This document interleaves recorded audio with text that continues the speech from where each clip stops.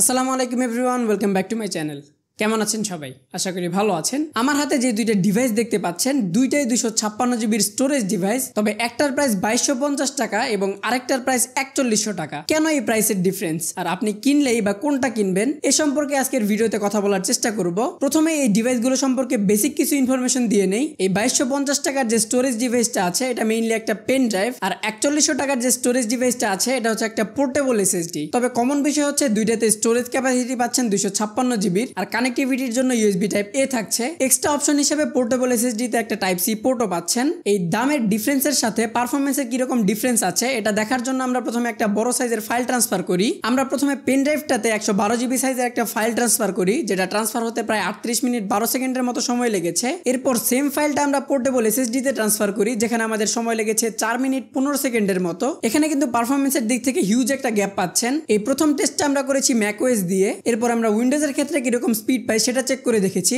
উইন্ডোজের ক্ষেত্রে আমরা 5 জিবিপিএস এর একটা ইউএসবি এ পোর্ট দিয়ে এই সেম ফাইলটা ট্রান্সফার করি, যেখানে পেন ড্রাইভের ক্ষেত্রে এভারেজ স্পিড পাচ্ছিলাম 100 এমবিপিএস এর মতো, আর পোর্টেবল এসএসডি এর ক্ষেত্রে স্পিড পাচ্ছিলাম এভারেজ 300 এমবিপিএস এর মতো। এখানেও কিন্তু একটা হিউজ গ্যাপ আছে পারফরম্যান্সের ক্ষেত্রে। এই টেস্টগুলোর মাধ্যমে বুঝতে পারছেন এর পারফরম্যান্সে কতটুকু গ্যাপ আছে। কানেক্টিভিটির ক্ষেত্রে দুইটা ডিভাইসের মধ্যে আরেকটা ডিফারেন্স আছে, যেটা হচ্ছে পেন ড্রাইভটা 5 জিবিপিএস ব্যান্ডউইথ সাপোর্ট করে, আর পোর্টেবল এসএসডিটা 10 জিবিপিএস ব্যান্ডউইথ সাপোর্ট করে। তবে এখানে মোস্ট ইন্টারেস্টিং বিষয়টা হচ্ছে এই পোর্টেবল এসএসডিটার সাইজ। সচরাচর এরকম ছোট সাইজের এসএসডি পাওয়া যায় না। আমরা কিছুদিন আগেও একটা ইনক্লোজারে রিভিউ করেছিলাম যেটার সাইজ এর থেকে অনেক বড়। ইভেন টিপিক্যাল একটা এসএসডির সাইজের তুলনায় এর সাইজ যথেষ্ট কম বলা যায়। আর আরো একটা ইন্টারেস্টিং বিষয় হচ্ছে এই পোর্টেবল এসএসডিটা আপনি আপনার যে কোনো ডিভাইসে ইউজ করতে পারবেন, হোক সেটা ডেস্কটপ, ল্যাপটপ, ট্যাবলেট কিংবা স্মার্টফোন, সব ডিভাইসে এটা ইউজ করতে পারবেন। আমরা এই ইন্টারেস্টিং টেস্টটা করার জন্য ডিভাইসগুলো কালেক্ট করেছি ইউসিসি থেকে। ইউসিসি কিন্তু ট্রান্সেন্ডের অফিসিয়াল ডিস্ট্রিবিউটর। তাদের কাছ থেকে 5 বছরের ওয়ারেন্টি সহ এই ডিভাইসগুলো কালেক্ট করতে পারবেন। আর ওয়ারেন্টির ক্ষেত্রে ঝামেলা মুক্ত থাকতে চাইলে অবশ্যই ট্রান্সেন্ডের প্রোডাক্ট কেনার সময় ইউসিসির অফিসিয়াল স্টিকার দেখে কিনবেন।